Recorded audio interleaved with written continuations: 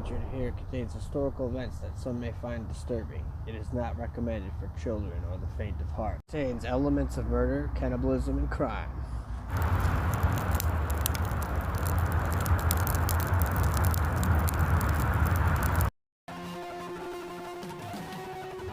This is a loaded episode that I have for you guys that actually has a few different gory stories in history. It's going to be another one where I'm broadcasting live my research on this topic. I have a few tabs loaded up and ready to go on this thing, so we're going to expand after that and do some cross-referencing and do some more research after that. So this one is going to be Wisconsin and the Old West, and a couple of different gory things and stories that have occurred in history in my current country of citizenship where I live right now. And this is really going to be freaking, like I said, a loaded episode with all the other extra stuff that we can add in here with me, like the way that the format that I'm doing this on, where I'm just like basically recording me doing the research while I'm doing the research. So expect there to be, plenty of extra stuff or whatever. But anyway, let's get into this one.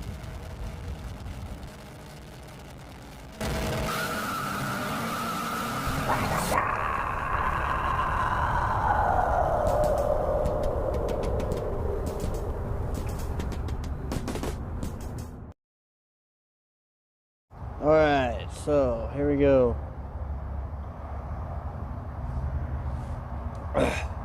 These are the results. These are the results that showed up, that popped up under Japanese concentration camps in the US. We're going to start with these. And where I actually found this on National Geographic, looks like it wants you to sign up. It's asking me to subscribe now and sign up, unless I'm already a registered customer of National Geographic.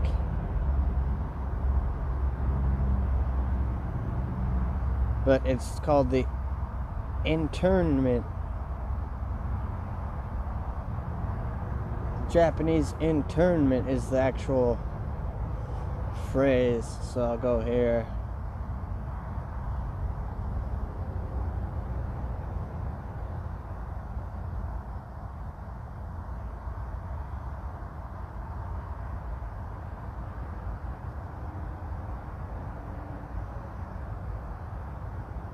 And the really surprising thing about this is that after the bombing of Pearl Harbor, that this is when this happened. That it was just in 1942.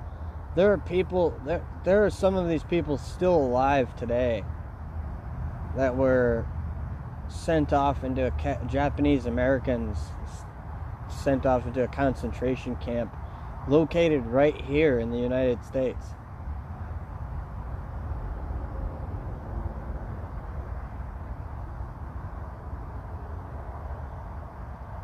President Roosevelt signed the executive order. We'll go to the History Channel. We'll check it out on the History Channel.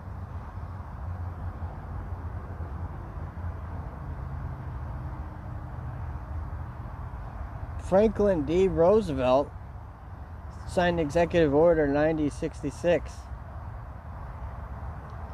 And from 1942 to 1945, it was a policy that the U.S. government that people of Japanese descent, including U.S. citizens, would be incarcerated in isolation camps. It was enacted in reaction to the Pearl Harbor attacks and the ensuing war. The incarceration of Japanese Americans is considered one of the most atrocious violations of American civil rights in the 20th century.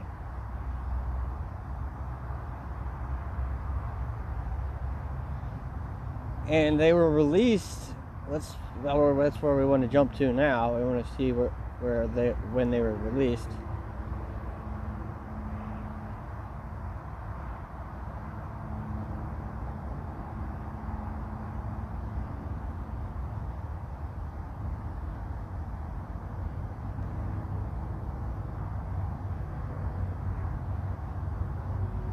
While I'm scrolling, I mean, I'd have to guess.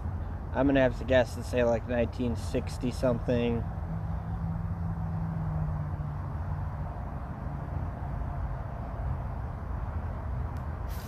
Whatever you're searching for, wherever you're going, it starts at Moraine Valley Community College.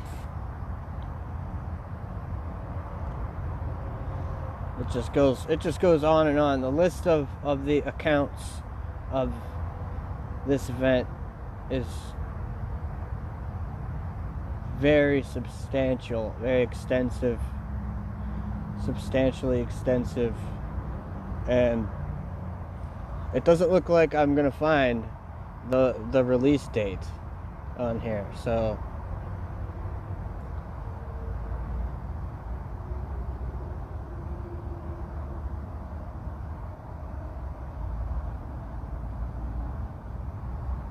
as for any of the problems that would be, like, this is a cool feature on this website, that any of the problems that would be dealing with inaccuracy, you can click here, contact them, and then fix it, kind of like a Wikipedia type thing. That's one of the cool things about Wikipedia, is someone can always curate it, and it'll go through some curating. Which, by the way, make sure that you donate to Wikipedia and help keep the employees paid for being able to do all that kind of curation and that kind of stuff. But it looks like that the order was officially repealed by President Gerald Ford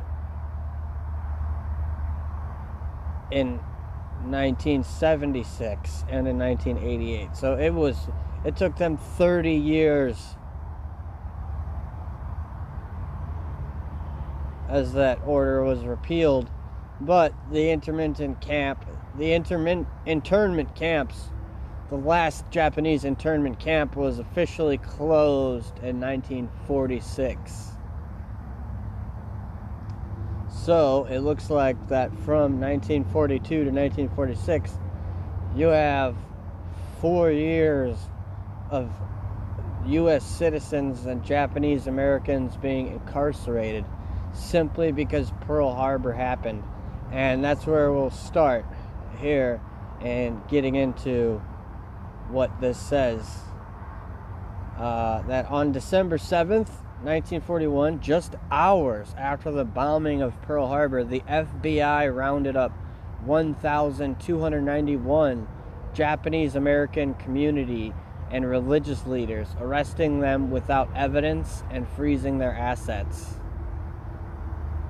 Then they were transferred to prison camps. It looks like it's not mentioning any in Wisconsin, but there's one in Wisconsin where I happen to have read the National Geographic article that it says Wisconsin. It does not say it, however, yet. At least not yet here in the History Channel. But these American states where they were, then they searched their homes and they seized items considered contraband. 1/3 of Hawaii's population was Japanese. So, in a panic, some politicians called for mass incarceration. Japanese-owned fishing boats were impounded. Some Japanese American residents were arrested, and 1,500 people, 1% of the Japanese population of Hawaii, were sent to prison camps on the U.S. mainland. And there should be some cool pictures of the survivors, too, of the survivors of this event, as there were in National Geographic. But obviously, History Channel not being nearly up to par with National Geographic. It's not an opinion that National Geographic is better than History Channel. It costs more money to subscribe to National Geographic, watch National Geographic, all this stuff.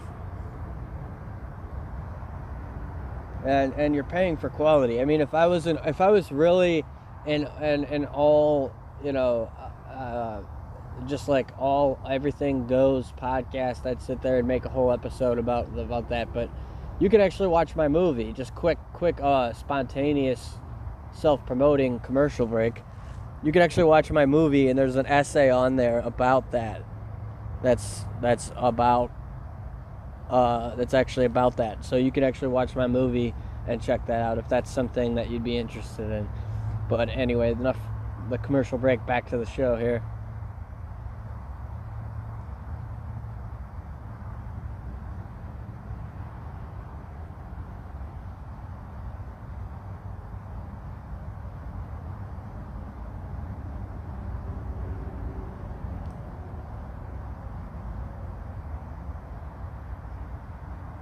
It says here, anyone who is at least 1/16th Japanese was evacuated, including 17,000 children under the age of 10, as well as several thousand elderly and disabled residents, just shipped off to a concentration camp in 1940.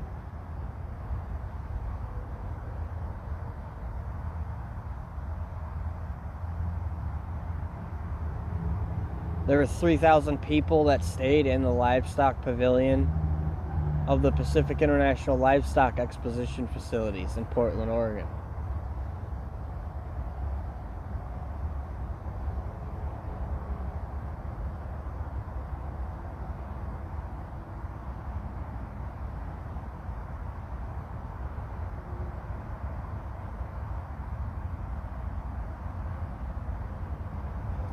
Some of them were forced to work.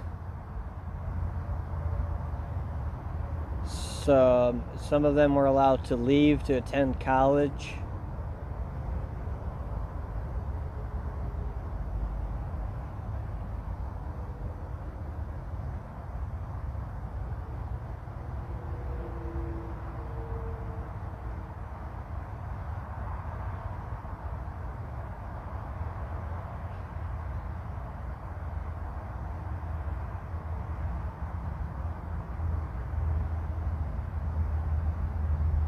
They even overruled the Bureau of Indian Affairs in Native American reservations where two of these camps were allowed to be established, despite the protests of the tribal councils. This is absolutely not a surprise. I mean, if you come across this in reading and you're not surprised by it, you would be like me, where you would make sure that you see to it that you kind of broadcast this information to other people. Where I read this over a year ago, and now it's just now coming out into an episode of my show. But if you're watching this right now, you could drop a comment. Let me know what you guys think about this, or if you've heard of it, or if you know people that survived this, or have told you about this, because it's crazy how you could not know about this, how this stuff is not known.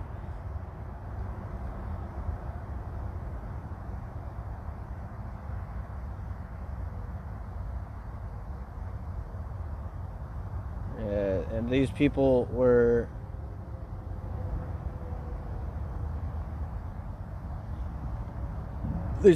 survivors of this event. Fred Korematsu, and it looks like he got a Presidential Medal of Freedom in 1998. And it started an actual national event, Fred Korematsu Day, observed in California.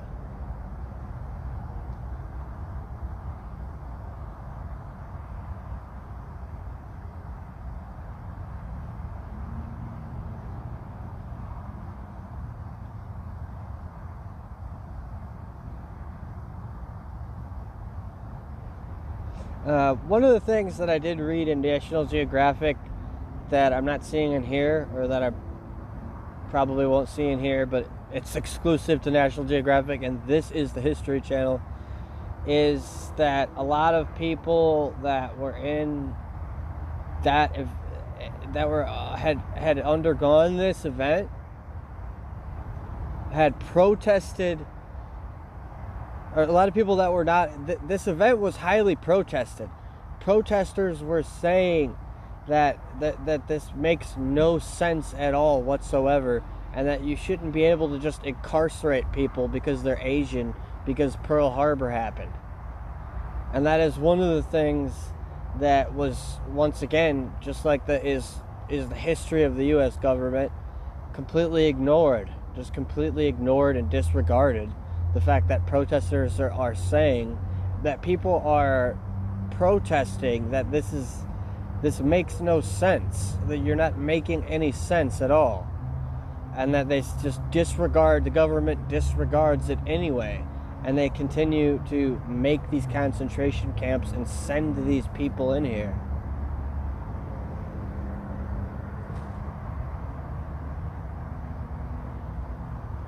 So, I mean, what kind of madness is this, honestly? I mean, if that's the protesters and the people that aren't involved, let me move on to now the people that were actually involved. So the people that were actually sent to the concentration camps have also pled their case. They've also stood up as well and fought as well and said things like, I'm a citizen, I'm a tax-paying citizen. And they're saying things like what their careers are. None of that mattered. None of it mattered at all. They literally have reputable places in society that establish that they are actually that it makes no sense to incarcerate them at all whatsoever, and they do it anyway. So then afterwards, this Fred Korematsu is awarded a Medal of Freedom, and then given a national holiday, and then that's what you get in exchange for incarceration. It's bullshit. What kind of fucking bullshit is that?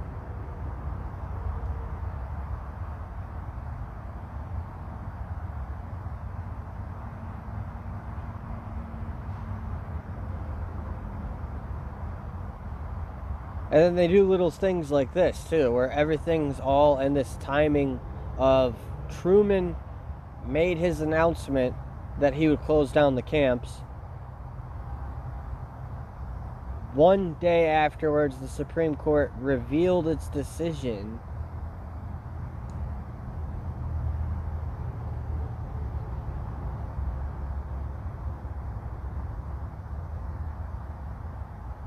That War Relocation Authority has no authority to subject citizens who are concedingly loyal to its leave procedure.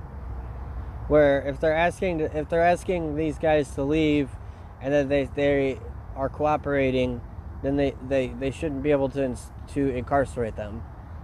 And one day after he closes the camps, the president closes the camps, then they make the decision that this is happening. So it's like the whole Supreme Court was useless in this scenario.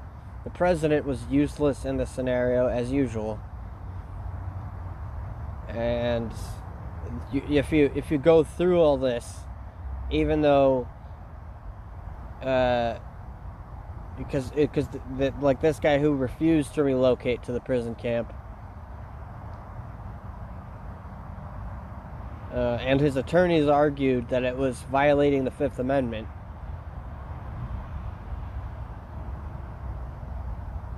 That all you're awarded is like this symbolic thing is what you're given in exchange for your freedom. This symbolic thing of freedom. And then of course there was violence in the camps. The conditions in the center is where we'll move on to after I'm done finishing what I'm saying here. The life of living in there. And that's the War Relocation Authority that we're talking about here. It's a civilian organization called the War Relocation Authority. And with it being led by the Department of Agriculture. It's just incarcerating innocent citizens. And so John DeWitt, Lieutenant General John DeWitt, leader of the Western Defense Command, believed that civilian population needed to be taken control of to prevent a repeat of Pearl Harbor. So John DeWitt is who is responsible for this. It looks like single-handedly who is responsible for this, in saying that taking control of the civilian population was the best way to prevent another Pearl Harbor.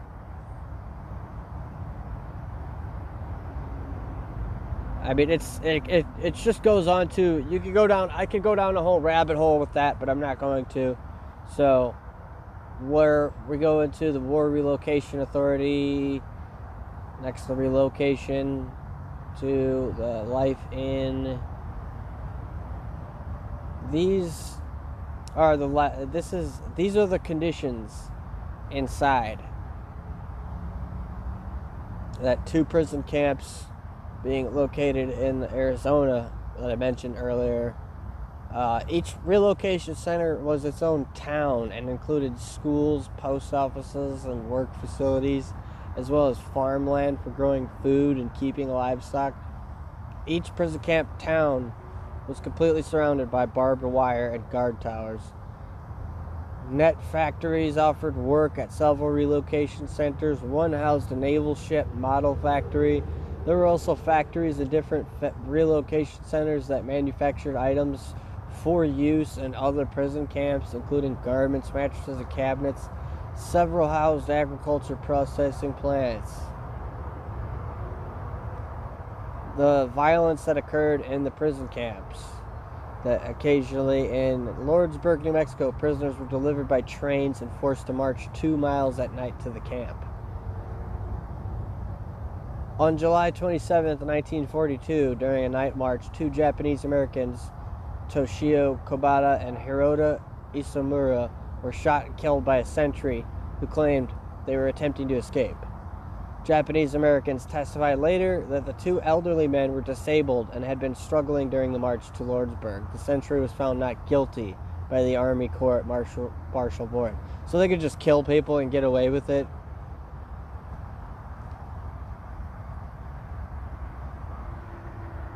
Well, I think it's time for a break. I think it's definitely time for a break. This is the country that I live in, and these are the atrocities that fucking happen here. As there are 4 more paragraphs of the violence in these prison camps, and I want to make sure that I come back to that when I return from this commercial break.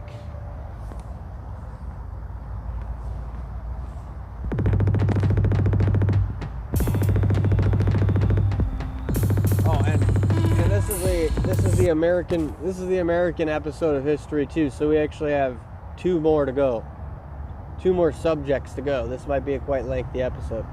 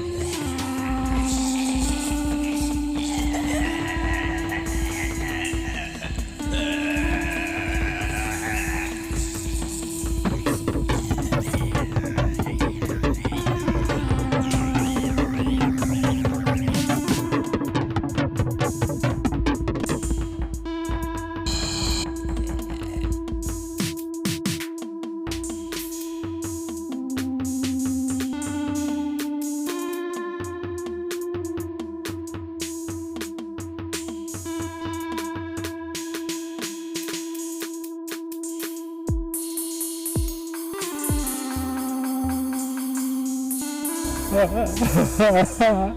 God. Oh God. What do I do, man?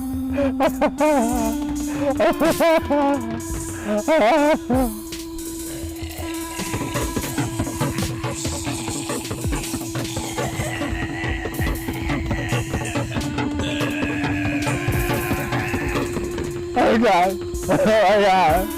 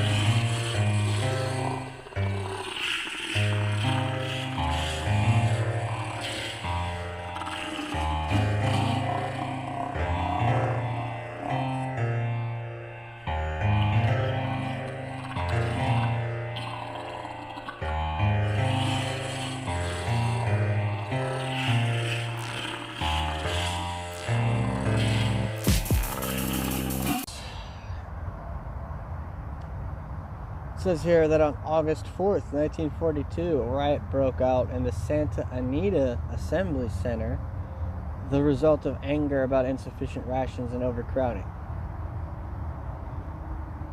At California's Manzanar War Relocation Center, tensions resulted in the beating of Fred Toyama, a Japanese-American Citizens League leader, by 6 men. JACL members were believed to be supporters of the prison camp's administration.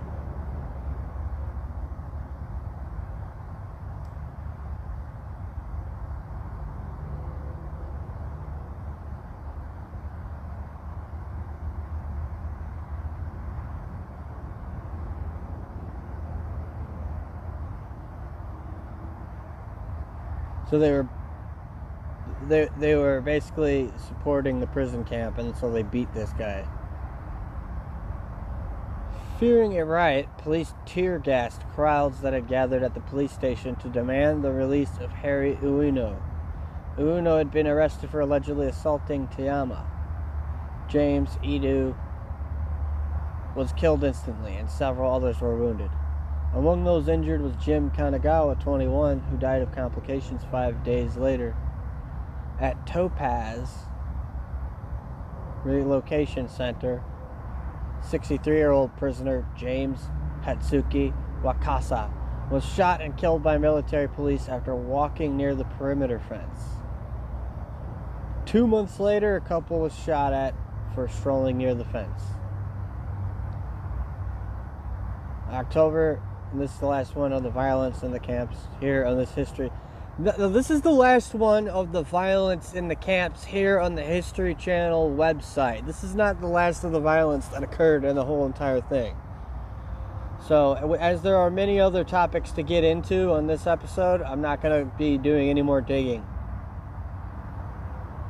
In October 1943, the Army deployed tanks and soldiers to Tule Lake Segregation Center in Northern California to crack down on protests.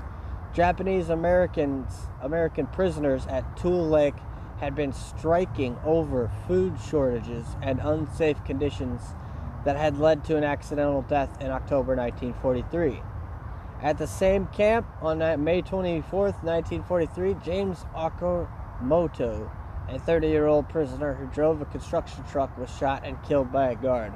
Now, one thing that I want to say as we segue into the next topic of this episode is Northern California is not Sacramento and San Francisco. There is a common belief that everybody calls Sacramento and San Francisco Northern California. It is not. There is an entirely huge other chunk of the state that is Northern California, and it's all country. It's all country after San Francisco and Sacramento. So maybe it's the same thing as maybe I'm supposed to keep that secret or something and keep that safe or something like that. I don't know. But it really bothers me that people can call Sacramento and San Francisco Northern California when it clearly is not. So having that said, let's jump into the next topic of discussion here on the same tab. I'm going to show you guys something that was most likely one of the undocumented portions of the prison camps. I've actually never looked into this yet. Don't know anything about this other than hearsay. So it's really cool to join you guys along with me and bring you along. And another quick side discussion, make sure that if you support the show, drop a comment and say, hey, I showed my support and I like this. I like this show. I like the videos that you make, so I'm showing your support. I'm donating and all that stuff.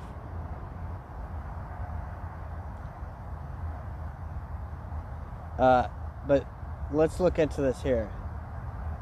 So this is an article.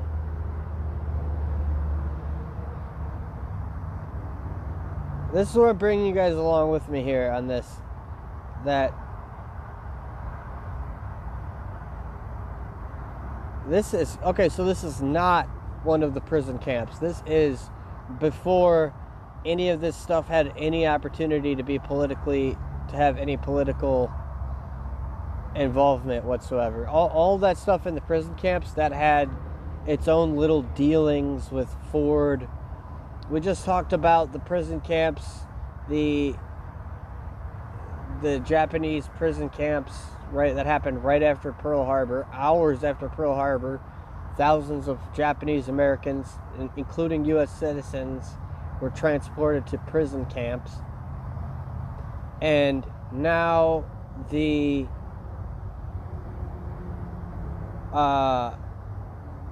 President Ford took away the ability for this to keep happening one day before the Supreme Court ruled that it was against the Constitution. And now I will be revealing this to myself together with you guys here, of something that only through hearsay that I've heard about, that this town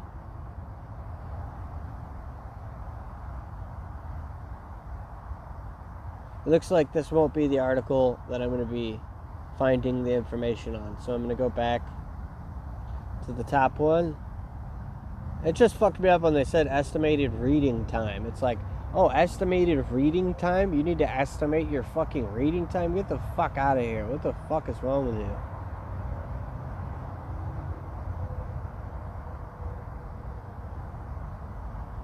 You must, like, count carbs or something.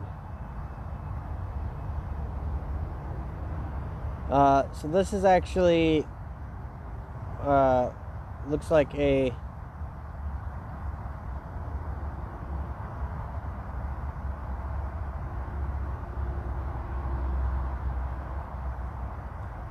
you know what I'm gonna have to do on this episode? I'm gonna have to actually feature some photographs that I have of this town and share it with you on this episode, because otherwise it just wouldn't have the gap completely bridged, and I need the gap bridged here, where you can make your own connections of the actual information that I'm providing. Listen here, listen. I need you to actually make the connections of the information that I'm providing, and then I need, like, your feedback. I can't expect you to give me feedback, let alone watch this video in the first fucking place. But I need you to make if you are watching the video and providing your feedback, I need you to make the connections of the information that I'm providing on multiple locations. So I'm going to be reading this that I'm finding through kqed.org, and then I'm going to be sharing some photographs of this actual town. But this photograph we're looking at here, this doesn't look like the town that I'm talking about. It just says it is, and then it's like it's located in a different thing. So what I'm going to be doing here is making something that's extremely confusing less confusing, and basically just simplifying it is what you could say. So I'll just start off by reading until it fucking goes along as it goes along here. A lot of us Californians like to hit the open road, explore miles of highway, and venture off onto some back roads. Sometimes we come across towns with some pretty bizarre and surprising names. For this installment in our series, A Place Called What?, we head to Happy Camp in Siskiyou County. Know an unusual place name in California? Tell us about it in the comments below, or send a note to calreport@kqed.org. Claudia East says Happy Camp wasn't always so happy. In fact, in the early 1850s, the town was known as Murderer's Bar. And real quick too, if you guys don't know, a bar is a name for like a river bank. Like if there's a little piece of riverbank that comes off of the river and you can hang out there, that's called a bar. So a bar is not just a place where you go and get drunk and party with your friends and stare at your TikTok all day without talking to each other. A bar is actually like a geographic formation. So Murderer's Bar is why This is called that because there is in the Siskiyou, in the heart of the Siskiyou County of California, in the heart of the Klamath. It's called the heart of the Klamath. That's insider tip for you right there. That's insider right there for you. That this town is called the heart of the Klamath and the Klamath River. Claudia East, who lives about 2 hours away from Happy Camp, says there were gold miners in the area who mined through very harsh winters. Then newcomers came, and according to East, they didn't know what the winters were going to be like. There's a photo here we can check out. We can zoom in at this little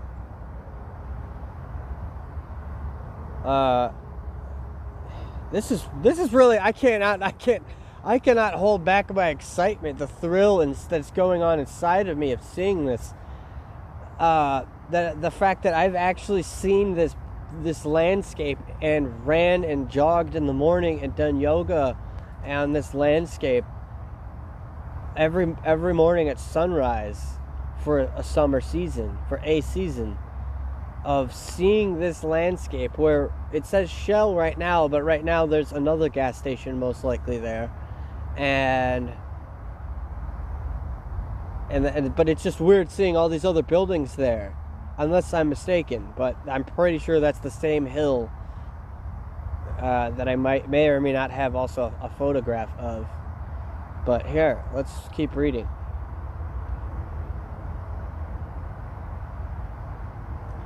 Tension and conflict between the resident gold miners and the newcomers quickly grew. Supplies were fought over, he says, as well as perhaps the gold digging areas. There must have been some death.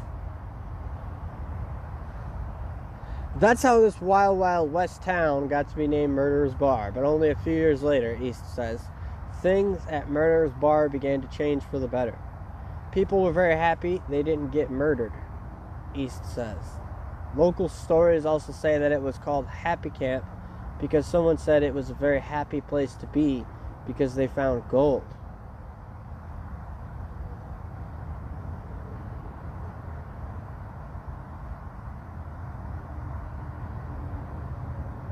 Well, it looks like this bird's eye view of the town in 2014 shows that it hasn't changed much, as you still have the bridge here. And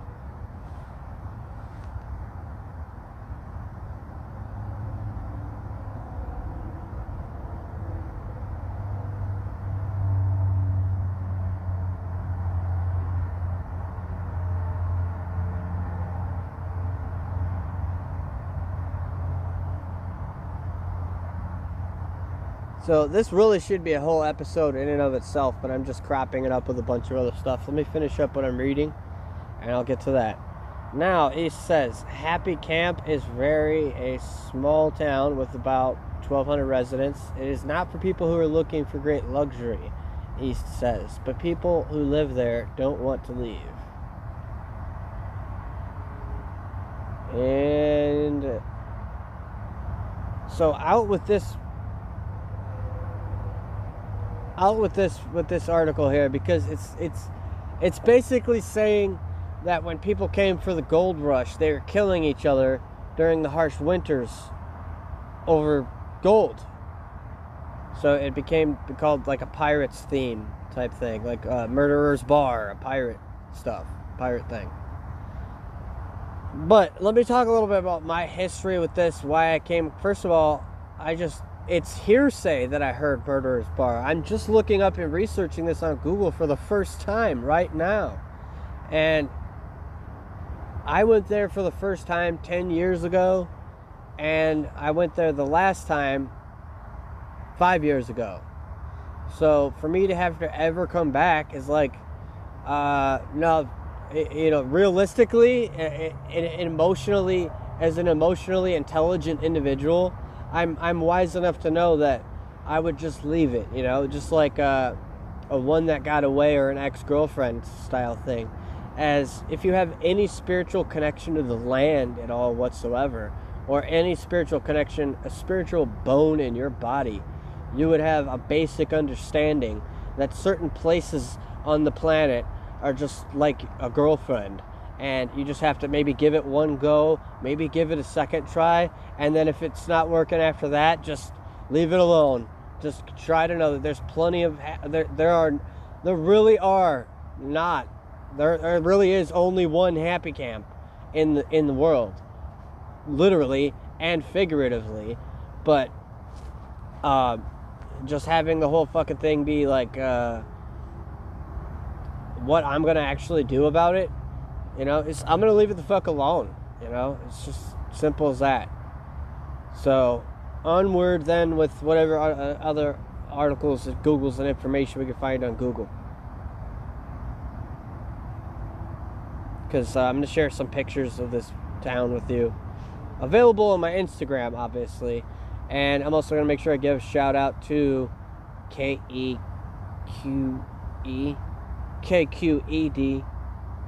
for featuring their article on here.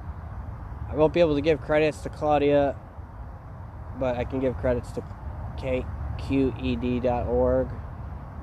I can't give credits to Claudia, who's featured in there. I can't give credits to whoever wrote the article. That makes things a problem for me in the future to be able to do this. So with this series of this trilogy of these episodes and me doing some research on here with you guys, like, nobody gives a fuck about History Channel and National Geographic. It's fine. It's whatever the fuck, But this here is like, damn, I feel like I would love to scout these people out. If I was any kind of a standard of like an actual legit journalist, I'd scout out Claudia and KQED. I'll, of course, at least give a shout out. I'm not going to ask for permission to use their article on here. But anyway, onward onto the next one. I'm just not going to be able to do this anymore. That's all I'm saying.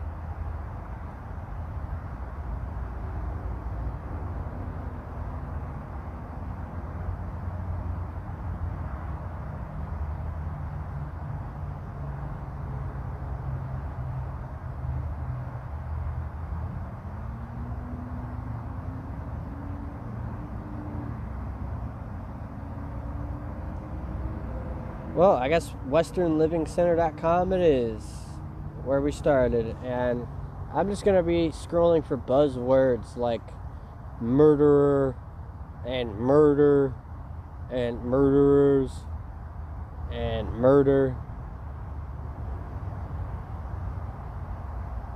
Here we go, Murderer's Bar.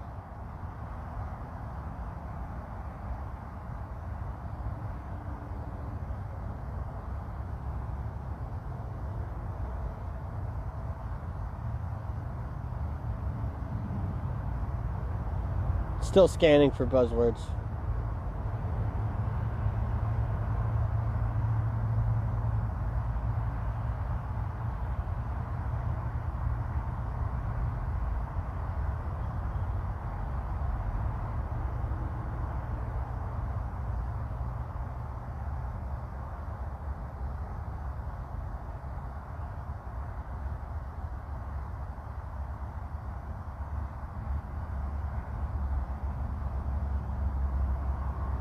Earnest hostility ended in the murder of Beck,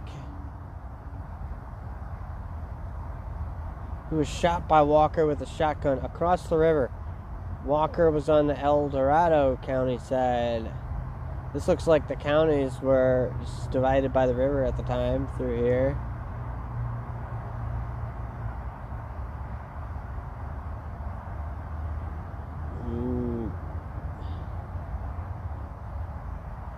I mean, this is 1855. This is literally old settler stuff.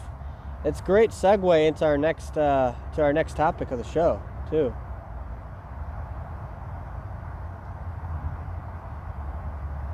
And as you go through, one more quick thing too, as you go through the other settler towns connecting it, it's other bars too. There's, it says, it's mentioning something called Rattlesnake's Bar over here too. And then there's another one called Something Else Bar. So like I said, with that being a geographic formation, and then having these other towns be, this one is, number one, this one is significant because it's got a grotesque morbid theme. And it's also relevant because I've been there.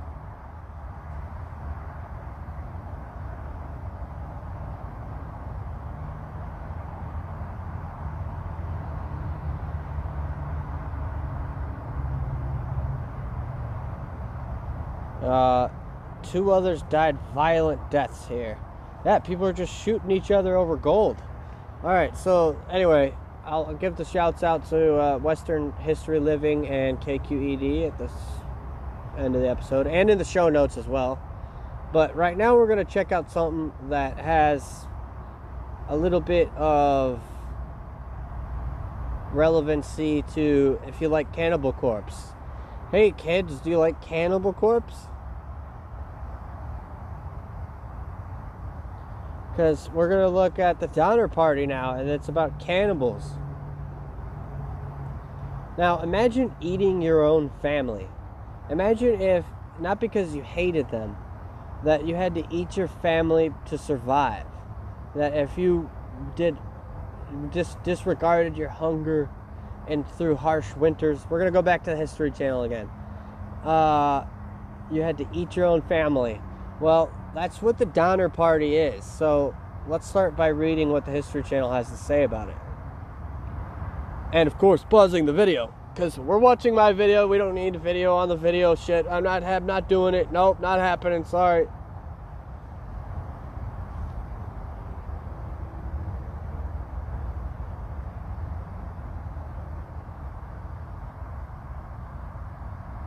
Looks like they started in Springfield, Illinois, and headed west and wound up eating each other.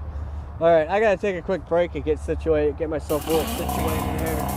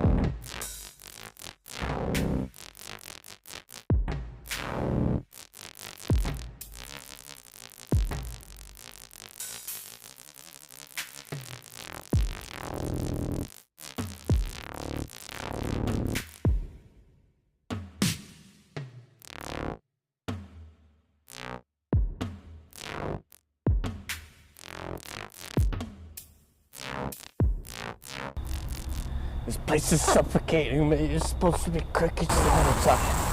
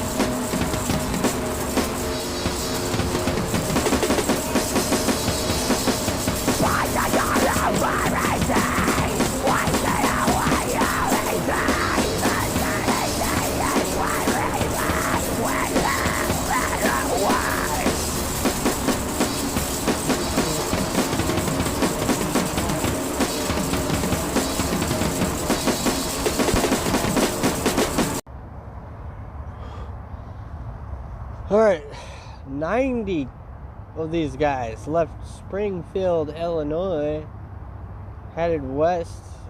Probably looking for gold or something.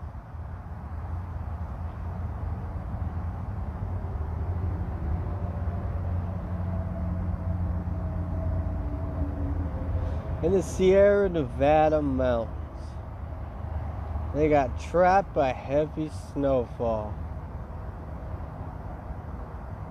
Purportedly reduced to cannibalism to survive through the winter. Only half of the original group reached California the following year.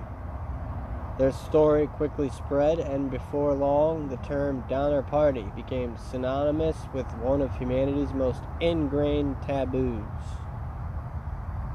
cannibalism.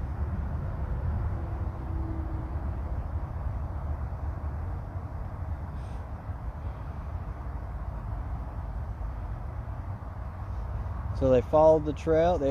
They left Springfield in April.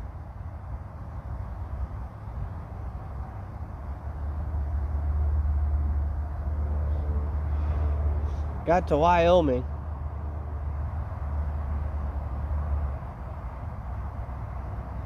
Decided to take a new shortcut. Air quotes.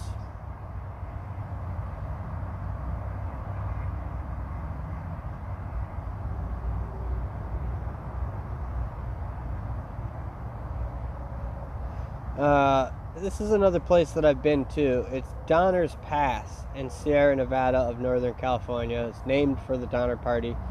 The pass now represents the most important trans-montane route connecting San Francisco and Reno, and it lies within Tahoe National Forest and Donner Memorial State Park.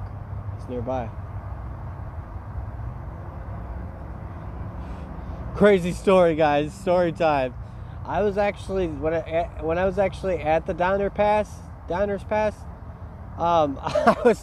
I felt just like them. I felt exactly what the Donner Party was feeling, and then thus we have completed the science experiment simulation of recreating how it actually feels to be in the Donner Party. And there's my story about it, to add insult to injury or something like that, I guess. I don't know. I still don't understand, but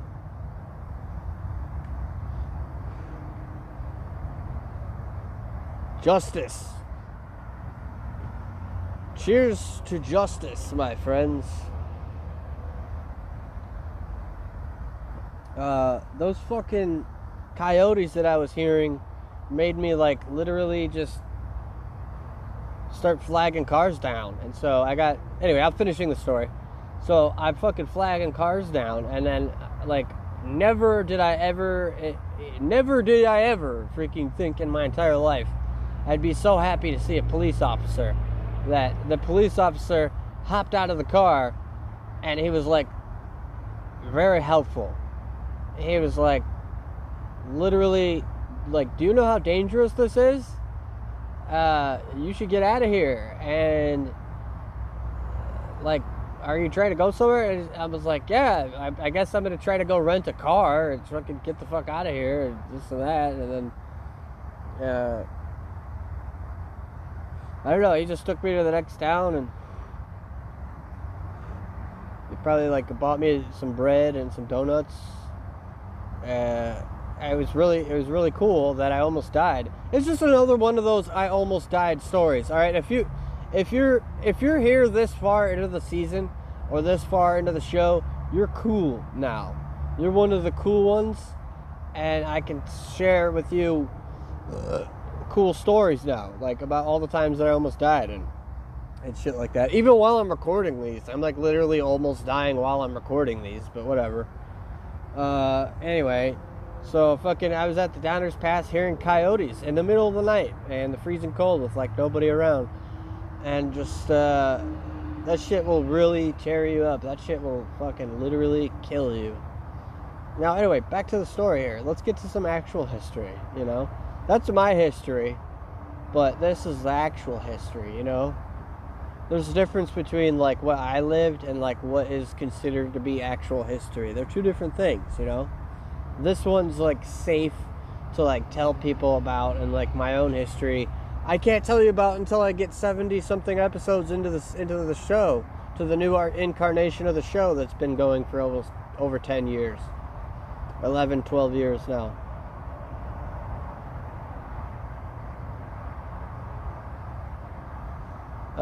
Anyway, looking for more buzzwords.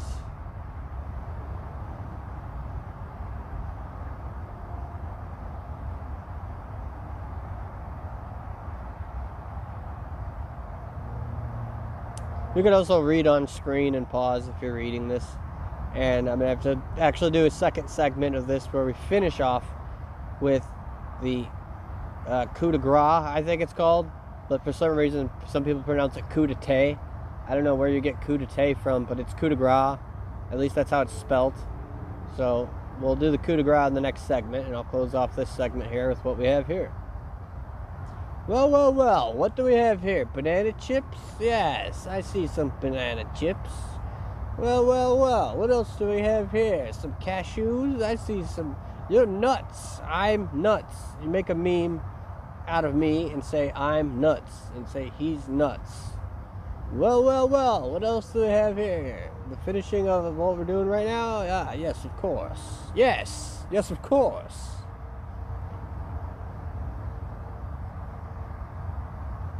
Unfortunately, their difficulties were only the beginning.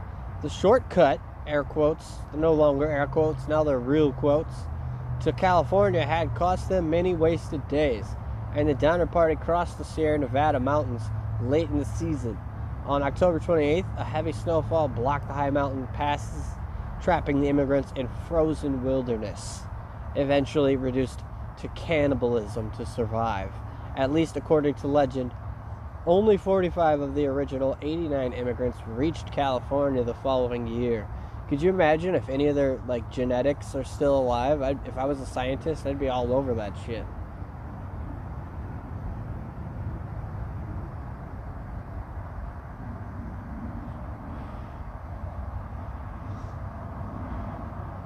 Could you imagine how dangerous it'd be for me to talk about it?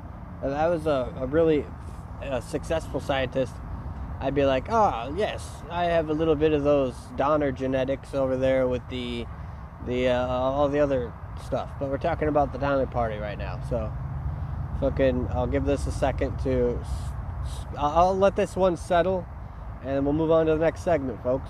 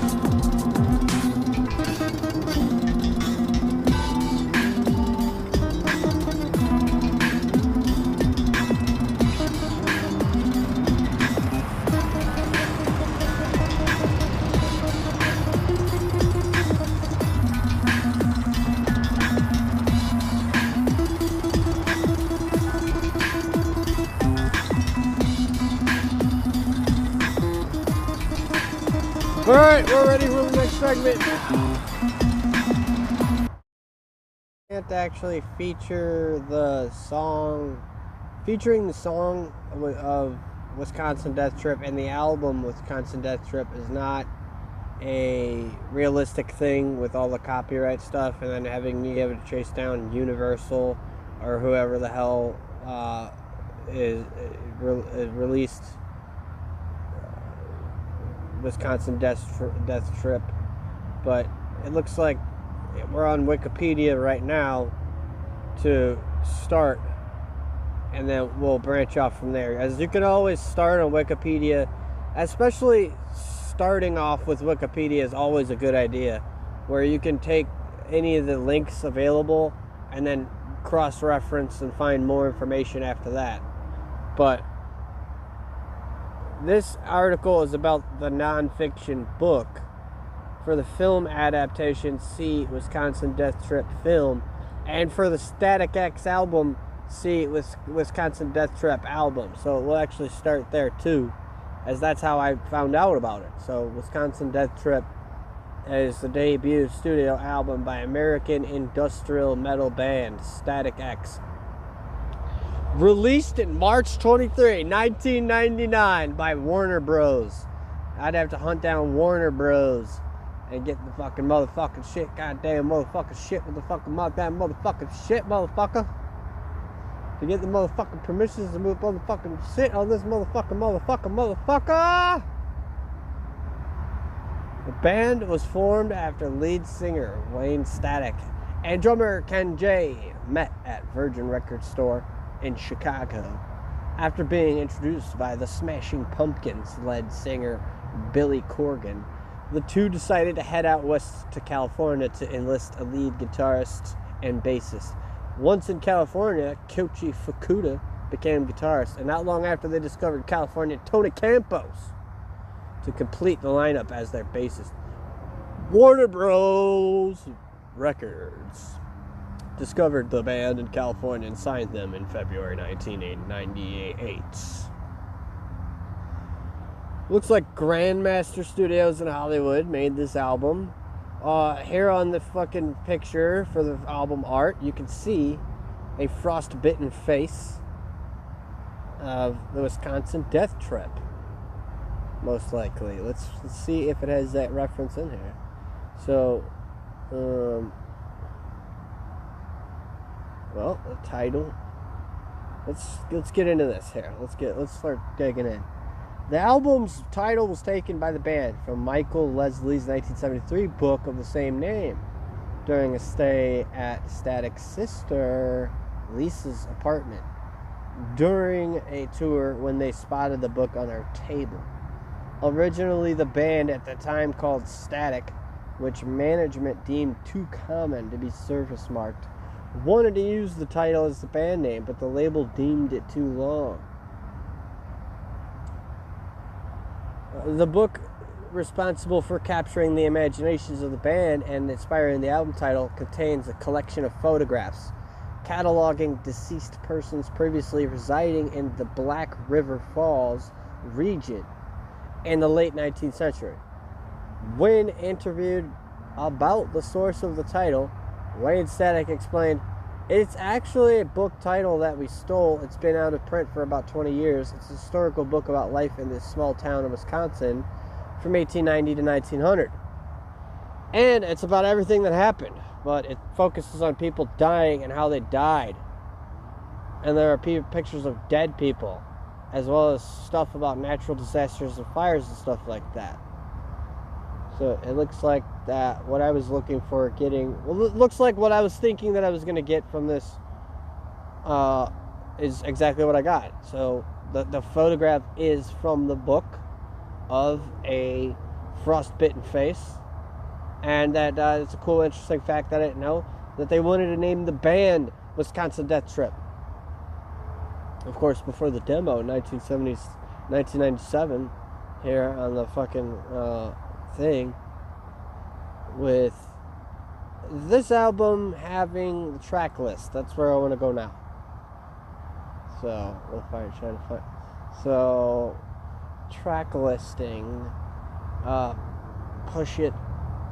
So where I want to go is in like where I am right now. Where I am right now is in like where I want to go, and track listing meaning like the list of tracks. So let's go through this track list real quick. Push It. It's from this album. We all know and love that song. I'm With Stupid. We all should know that song. Bled for Days. We definitely all know that one. Just as popular as Push It. Love Dump. That's actually my favorite. I Am. I don't recall that one. Obstaculation. I know all these songs. I just can't recall I Am or Obstaculation. Stem. Sweat of the Bud. Fix. Wisconsin Death Trip. Finally at track number 10. The Trance Is the Motion. And December. Japanese edition bonus track has the song Down.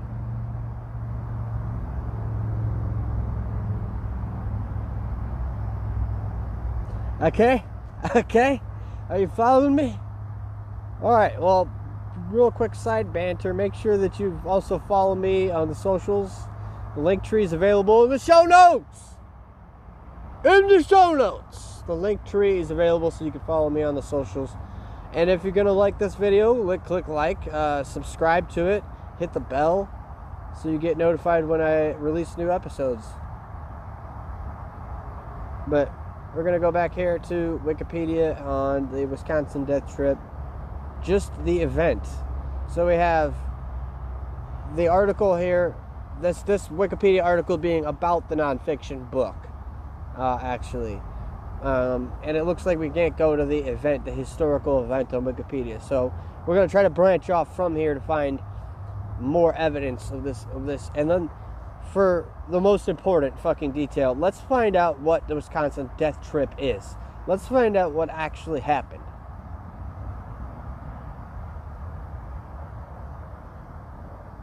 Numerous sordid, tragic, and bizarre incidents that took place in and around Jackson County, Wisconsin between 1885 and 1900, primarily the town of Black River Falls.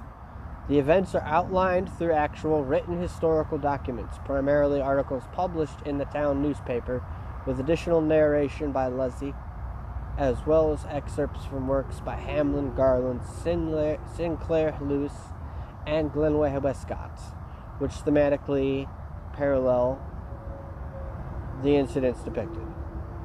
The text is accompanied by contemporaneous photographs and portraits taken in Black River Falls by photographer Charles Van Schaik.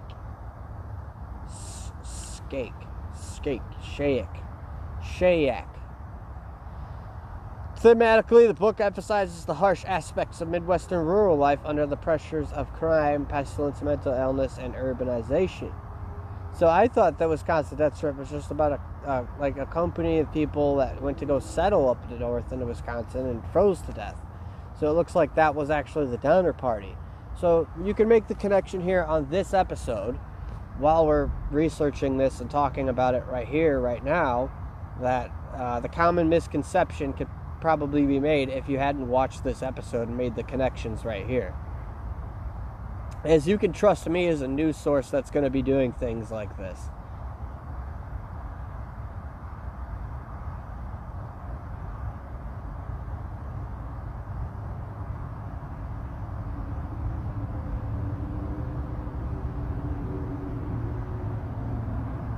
Disintegration of economy, closure of industrial mines, populace being plagued by diphtheria epidemic that claims the lives of numerous children, as well as a series of violent crimes, murders, suicides, arsons, religious delusions, mental illness, and superstitions. The vandalism crimes of Mary Sweeney are also showcased throughout. The book is divided in 5 sections, with the opening and closing chapters focusing primarily on births, children, and child death. The middle 3 chapters focus on an array of incidents involving adults. So this is wow. This is just so it looks like what the Wisconsin Death Trip is a trip through the just absolute atrocities that have occurred in Wisconsin from the years 1885. Yeah, 1885 to 1900. So for 15 years, the documentation of the events that occurred in Wisconsin include the aforementioned crimes and morbidly detailed accounts in history. Looks like there was a film, like we said, and then the album, the Industrial Metal album from Static X, obviously covers some of it in their content and their lyrics as well.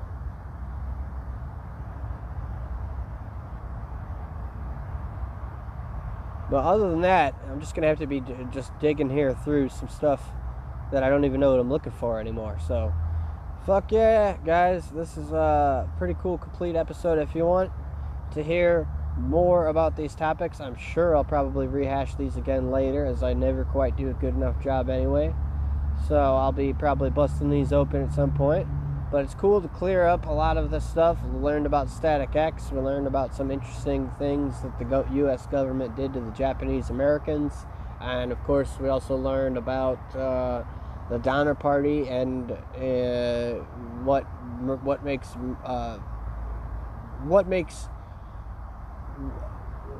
exactly foolish things do. What exactly strange things do foolish people do for desire?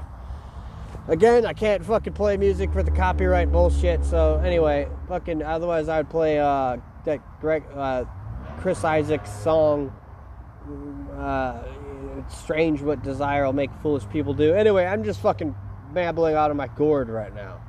Fucking good to have you guys back for an episode of the fucking history. This is supposed to be like naked history. I wanted to actually do fucking naked history. It'd be like naked when I'm doing this, as when I started being a YouTuber, like, I don't know, 18 years ago, 15 years ago, something like that. I was actually making like naked videos and doing stuff naked. So if you're looking forward to seeing me naked, sorry, but that spot's reserved for my future lady, as I'm single and looking to mingle. So I don't know what the fuck. Like I said, I'm just out on my gourd right now. I'm gonna fucking bounce the fuck out.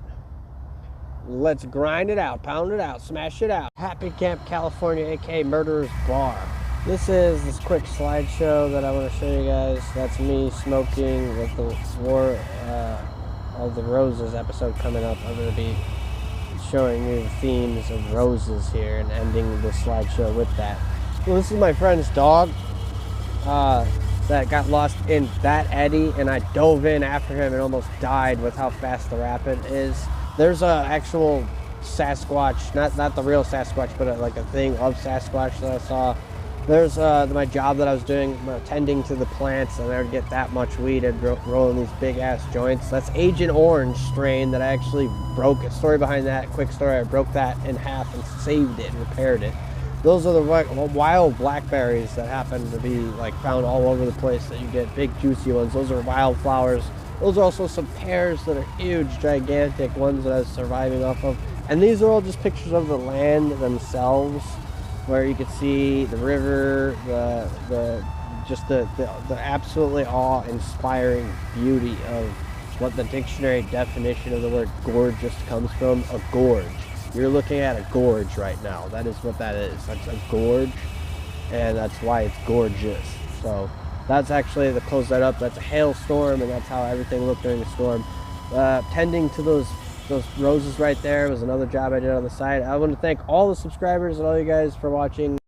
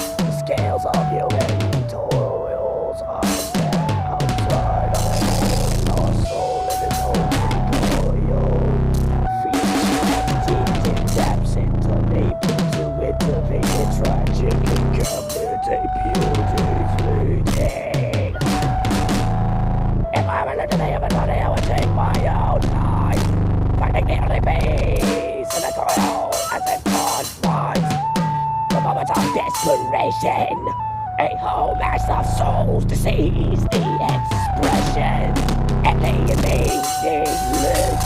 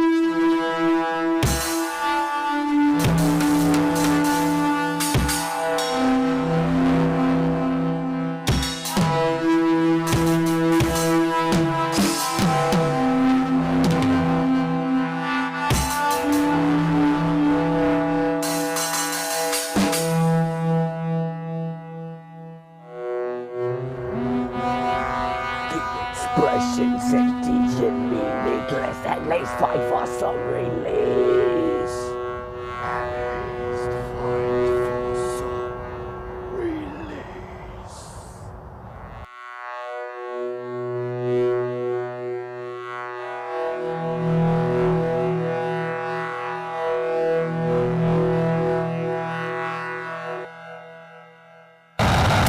Welcome to my house. Ba-da-da.